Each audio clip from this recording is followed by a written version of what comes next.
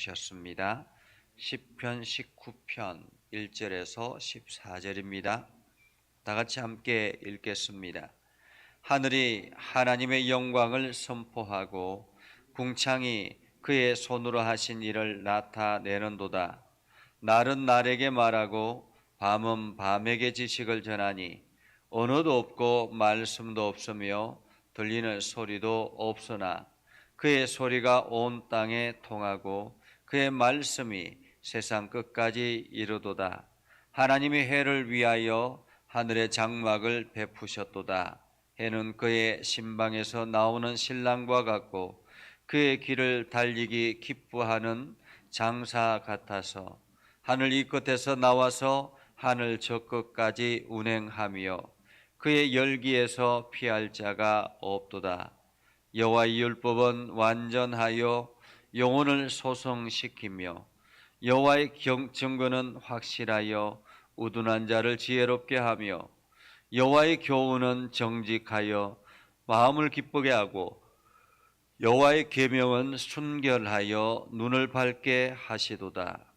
여호와를 경외하는 도는 정결하여 영원까지 이르고 여호와의 법도 진실하여 다 의로우니 금 곧 많은 순금보다 더 사모할 것이며 꿀과 송이꿀보다 더 달도다. 또 주의 종이 이것으로 경고를 받고 이것을 지킴으로 상이 크니이다.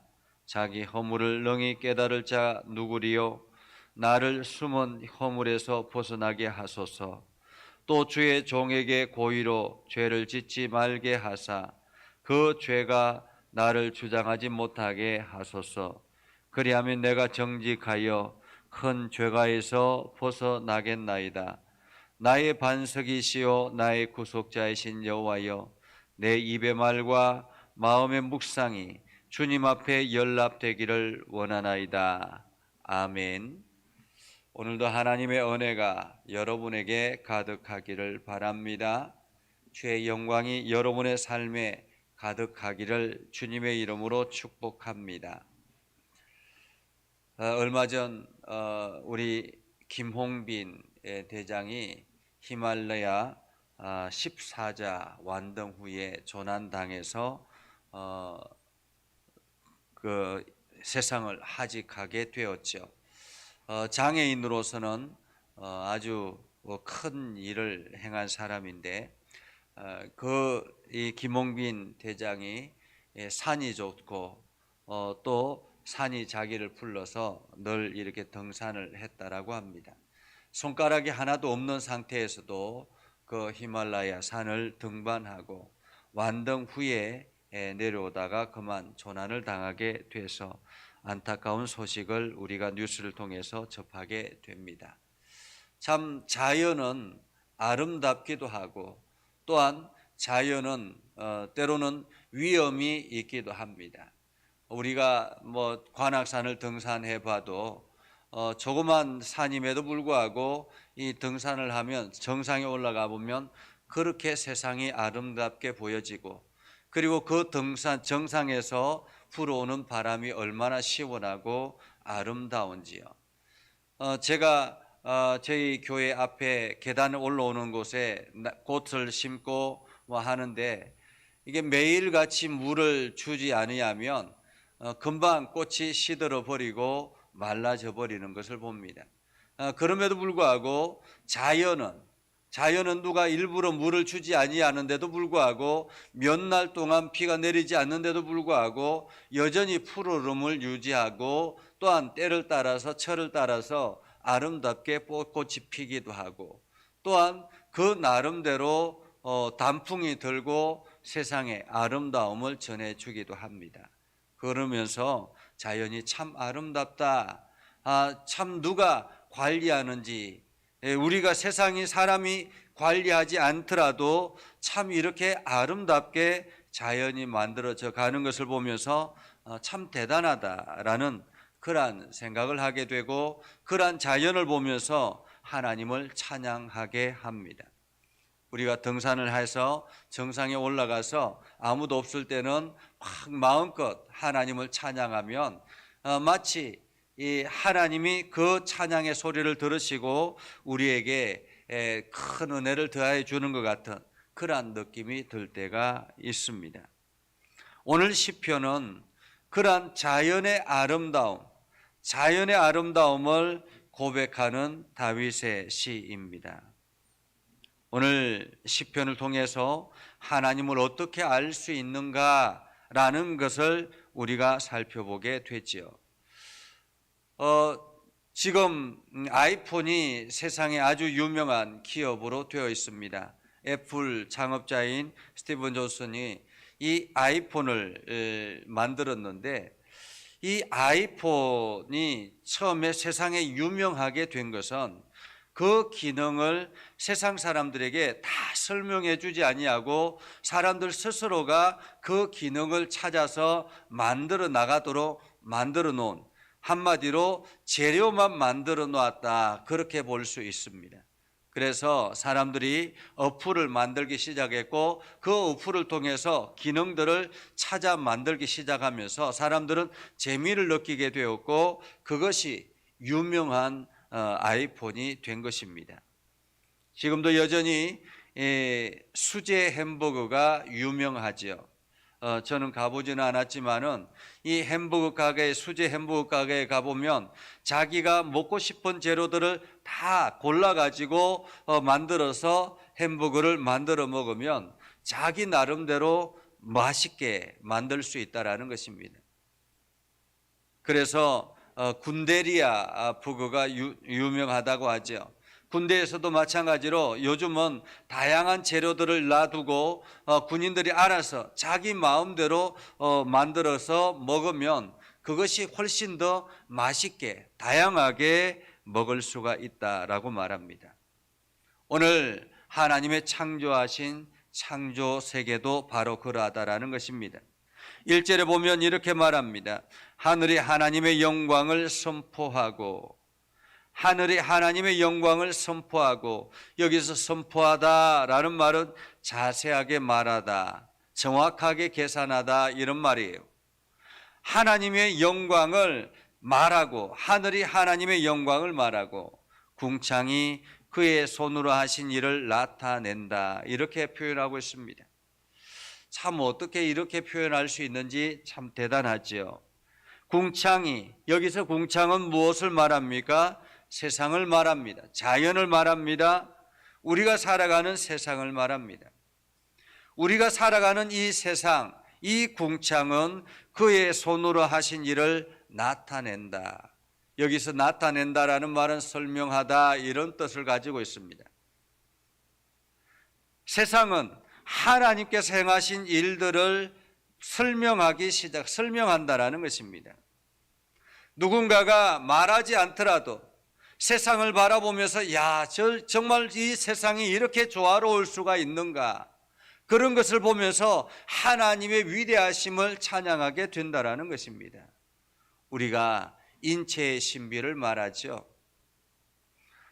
얼마 전에 저희 노회에 초대교회 목사님이 전에 저희 교회에도 한번 오셔서 말씀을 전하셨었는데, 교인을 위해서 간을 이식을 했습니다. 간의 70%를 잘라서 이식을 해 주었습니다. 그러니까 자기는 30%만 가지게 됐다라는 거죠. 간을 30%만. 그러니까 이식 받는 사람이 70을 가져가고 본인은 30%를 가지고 있습니다. 그런데 이 간이 신기한 것은 복원이 가능하다라는 거예요. 사실 이제 저는 간이 좀 별로 상태가 좋지 않아 가지고 늘 조심하는데, 이 간이 30%만 가지고도 복원이 가능해서 몇 년이 지나면 완전하게 복원이 된다라고 합니다. 참 대단한 일이죠. 그런데 이것이 인체의 신비라는 거예요. 간을 통째로 가지고 있는데도 어떤 사람들은 그 간이 제 기능을 발휘하지 못해서 죽음을 맞이하는데 30%만 가지고도 다시 복원이 가능해서 원상태로 돌아간다는 것을 보면 참으로 신기합니다. 우리가 피를 보면 이 피가 조금만 이렇게 모자라도 금방 사람들은 이게 죽거나 뭐 쓰러지거나 하지 않습니까? 그럼에도 불구하고 이 피는 계속 이어서 생성되고 사라지고 생성되고 사라지고 그렇게 한다라는 것입니다. 우리의 모든 인체가 참으로 조화롭고 신비하다라는 것을 우리는 보게 되지요. 하나님께서 창조하신 이 세상, 그의 손으로 하신 일을 나타낸다라는 말은 세상이 스스로가 하나님을 드러난다라는 말입니다. 우리가 하나님을 어떻게 알 수 있습니까? 그것은 세상이 드러내는 자연을 통해서 하나님을 발견하게 된다라는 것입니다. 사람이 일부러 화단을 만들거나 하면 사람들이 가꾸어야만 되는데 손길을 끊임없이 베풀어 가지고 사람의 손길을 통해서 그 화단을 가꾸어야 아름답게 만들어져 가는데 세상은 그렇지 않다라는 것입니다. 그냥 누군가 가꾸지 않아도 그냥 아름답게 자연이 존재하는 것을 보면서 하나님이 행하시는 이 일들이 참으로 놀랍다라는 것을 우리는 보게 되지요. 2절에 보면 이렇게 말합니다. 날은 날에게 말하고 밤은 밤에게 지식을 전하니 언어도 없고 말씀도 없으며 들리는 소리도 없으나 그의 소리가 온 땅에 통하고 그의 말씀이 세상 끝에서 이르도다라고 말합니다. 참으로 신기하죠. 세상이 끊임없이 우리들에게 뭔가 말하는 것, 우리에게 들리지 아니하여도 온 세상에 통하고 그 소리가 온 세상에 통하고 그의 말씀이 세상 끝까지 이르도다. 하나님의 말씀이 세상 끝까지 이르게 된다라는 것입니다. 우리는 그냥 우리의 귀에는 하나님의 소리가 들리지 아니하고 하나님께서 행하시는 말들이 우리에게 들리지 않는다도 할지라도 온 세상은 그 하나님의 소리에 순종한다라는 것입니다. 여전히 우리는 하나님의 귀에 하나님의 소리를 들을 수 없지만은 세상은 자연은 그 하나님의 소리를 듣고 순종한다라는 것이죠. 그의 소리가 온 땅에 통하고 그의 말씀이 세상 끝에 이르로다. 끝까지 이르도다. 하나님께서 세상을 창조하실 때 말씀으로 창조하셨습니다.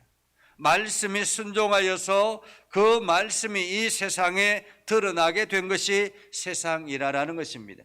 그렇기 때문에 여전히 이 세상은 하나님의 말씀에 순종하게 되어 있었고 지금도 여전히 하나님의 말씀을 듣고 있다라는 것입니다. 사람들의 귀는 이 주파수에 맞춰져 있죠. 그래서 듣는 소리가 한정되어 있습니다. 아마 여러분들도 많이 경험할 텐데요. 수많은 소리들 가운데서도 여러분들이 무언가에 집중하면 그 소리만 들을 수 있습니다. 다른 소리들은 아무리 주변에서 많은 말들을 쏟아내도 여러분들이 그 말을 들을 수가 없는 것입니다.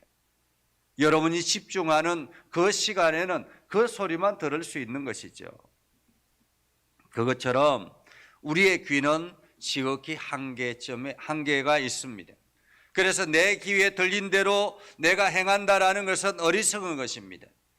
우리가 모든 소리를 다 들을 수 없기 때문에 우리는 이 세상에 하나님의 소리를 들으려고 노력해야 하는 것입니다. 5절에 보면 해는 그의 신방에서 나오고 신랑과 같고 그의 길을 달리기 기뻐하는 장사 같아서 하늘 이 끝에서 나와서 하늘 저 끝까지 운행하며 그의 열기에서 피할 자가 없다. 하나님은 이 자연을 아름답게 만들어 주셨죠. 그런데 우리가 또 하나님을 어떻게 알 수 있습니까? 그것은 바로 7절 이하에 주시는 말씀입니다. 여호와의 율법은 완전하여 영혼을 소성시키며 여호와의 증거는 확실하여 우둔한 자를 지혜롭게 하며 여호와의 교훈은 정직하여 마음을 기쁘게 하고 여호와의 계명은 순결하여 눈을 밝게 하시도다 라고 말하고 있습니다. 여기서 율법이라고 말하고 징계라고 말하고 계명이라고 말하고 교훈이라고 말씀하는데 이 모든 것들은 하나님께서 우리에게 주시는 말씀입니다. 하나님께서 자연을 통해서도 자연에게도 말씀하시지만은 특별히 우리들에게도 말씀하시는데 그 하나님의 말씀의 역할이 무엇이냐면 영혼을 소성시킨다라는 것입니다. 그리고 우둔한 자를 지혜롭게 한다라는 말입니다. 마음을 기쁘게 한다라는 말입니다. 그 말씀을 통해서 우리의 눈을 밝게 한다라는 말입니다. 그렇기 때문에 우리는 하나님의 말씀을 들으려고 노력해야 합니다. 내가 듣고 싶은 말만 듣는 것이 아니라 우리가 하나님의 말씀을 들으려고 노력해야 하는 것입니다. 오늘 다윗은 그 하나님의 말씀에 대해서 이렇게 표현합니다. 여호와를 경외하는 도는 정결하여 영원까지 이루고 여호와의 법도 진실하여 다 의로우니 금 곧 많은 순금보다 더 사모할 것이며 꿀과 송이꿀보다 더 달도다. 꿀과 송이꿀보다 더 달도다. 이것은 다윗이 고백하는 최고의 고백이지요. 지금처럼 설탕이 있거나 혹은 더 달게 하는 어떤 재료가 있는 것이 아니라 그때 당시에 가장 단 것이 바로 꿀이었습니다. 지금도 여전히 꿀은 달지요. 이러한 자연적인 꿀이 단데 그 꿀과 송이꿀보다 더 단 것이 바로 하나님의 말씀이라는 것입니다. 하나님의 말씀. 그렇기 때문에 오늘 다윗은 날마다 그 하나님의 말씀을 들으려고 귀를 연다라는 것입니다. 하나님의 말씀, 하나님의 말씀. 그래서 11절에 보면 또 주의 종이 이것으로 경고를 받고, 이 다윗은 참으로 지혜로운 사람이에요. 다윗은 하나님의 말씀이 영혼을 소생시키고 우둔한 자를 지혜롭게 하고 정직하여 마음을 기쁘게 하고 눈을 밝게 하고, 그래서 날마다 그 말씀 앞에 서는데 그 말씀이 너무너무 좋다라는 것입니다. 그런데 이것을 다윗은 어떻게 받아들였느냐, 하나님의 말씀을 어떻게 받아들였느냐, 11절에 보면 경고로 받았다라는 것입니다. 하나님의 말씀을 경고로 받았다. 여러분, 어떤 물건을 사면 거기에는 반드시 설명서가 따르게 되어 있습니다. 그죠? 설명서가 있습니다. 설명서가 있는 이유는 무엇입니까? 쉽게 잘 조립하라라고 말한 그 설명서를 기록한 거죠. 그래서 안전하게 이 물건을 잘 사용하라라는 의미가 담겨 있습니다. 그러나 무엇보다 중요한 것은 이 설명서대로 하지 아니하면, 이 물건을 잘못 조립하면 이 물건은 사용할 수 없습니다라는 의미가 더 크게 담겨 있습니다. 설명서대로 하지 아니하면 이 물건은 제대로 사용할 수 없습니다라는 말이죠. 한마디로 율법, 하나님의 말씀은 다윗은 경고로 받았다라고 말씀하는데, 이 말씀대로 살지 아니하면 우리가 세상에서 온전하게 살아갈 수 없습니다라는 그러한 경고로 받았다라는 것입니다. 그렇기 때문에 다윗은 더 하나님의 말씀을 적극적으로 들으려고 노력했다라는 것입니다. 여러분, 하나님의 말씀을 경고로 받습니까? 여러분들은 성경의 말씀을 어떻게 읽습니까? 여러분은 설교의 말씀을 어떻게 듣습니까? 이 말씀을 들을 때 이것을 경고로 받아들이고, 내가 이것대로 살지 아니하면 내가 큰일 난다라는 그러한 마음으로 여러분들이 말씀을 대하고 있습니까? 오늘 다윗은 하나님의 말씀을 경고로 받았다라는 것입니다. 경고로 받았다. 제가 유튜브를 통해서 실시간으로 설교를 설교를 하는데, 이 유튜브를 제가 이게 할 때 제목을 이렇게 새벽 예배 그리고 난 다음에 제목을 항상 정합니다. 제목을 정하는 것도 쉽지 않아요. 오늘 내가 하나님의 말씀을 무슨 말씀 중심으로 말씀을 전할 것인가 하는 그런 제목을 정하는데, 오늘은 경고를 받아, 이것을 제목으로 정했습니다. 경고를 받아. 하나님의 말씀을 경고로 받아. 어쩌면은 하나님의 말씀은 우리들에게 복을 주시기도 하고, 하나님께서 우리에게 지혜를 주시기도 하고, 하나님의 말씀은 우리들에게 어떤 큰 역할을 주시기도 하는데, 무엇보다 중요한 것은 하나님의 말씀이 우리에게 경고로 주어진다는 것입니다. 율법이 우리에게 주는 것은 경고라는 것입니다. 경고. 이 율법을 벗어나면 위험하다라는 것입니다. 한마디로 안전장치라는 거죠.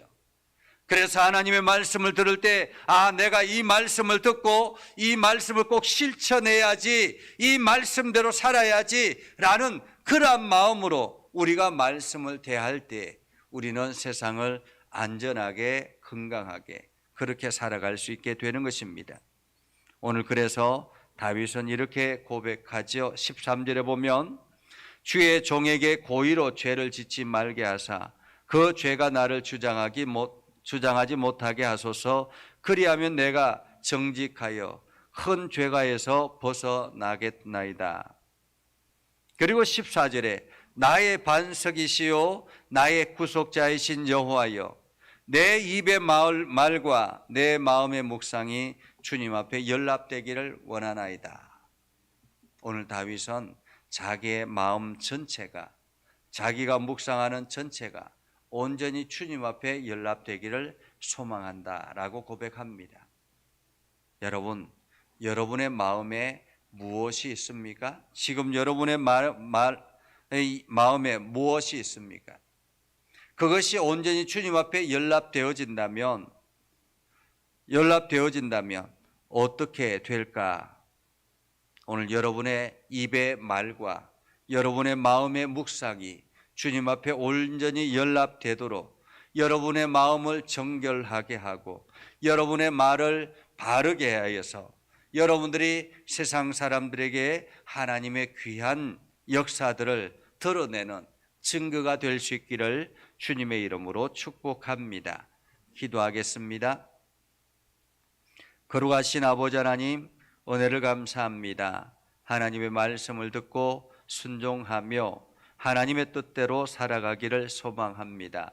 하나님, 오늘도 저희들에게 힘을 더해 주시고 하나님의 능력을 더해 주시고, 오늘도 우리가 하나님의 말씀 앞에 겸손하게 서서 하나님의 선한 뜻을 이루게 하여 주옵소서. 거룩하신 아버지 하나님, 육신의 연약한 지체들을 어루만져 주시고 하나님께서 강하게 해 주셔서 예수 그리스도의 보혈의 능력으로 깨끗하게 치료하여 주셔서 하나님의 일꾼으로 온전히 사용되게 하여 주옵소서. 아버지 하나님, 자녀들을 위해서 기도하는 기도의 소리를 들으시고 하나님께서 그 자녀들을 이렇게 세워주시고 온전하게 해주시며, 또한 우리 예전교회 모든 성도들을 복되게 하셔서 예전교회 모든 성도들이 하나님의 은혜로 가득하게 하옵소서. 날마다 행하는 모든 일들마다 주의 영광이 드러나게 하여 주옵소서. 예수님의 이름으로 기도드리옵나이다. 아멘.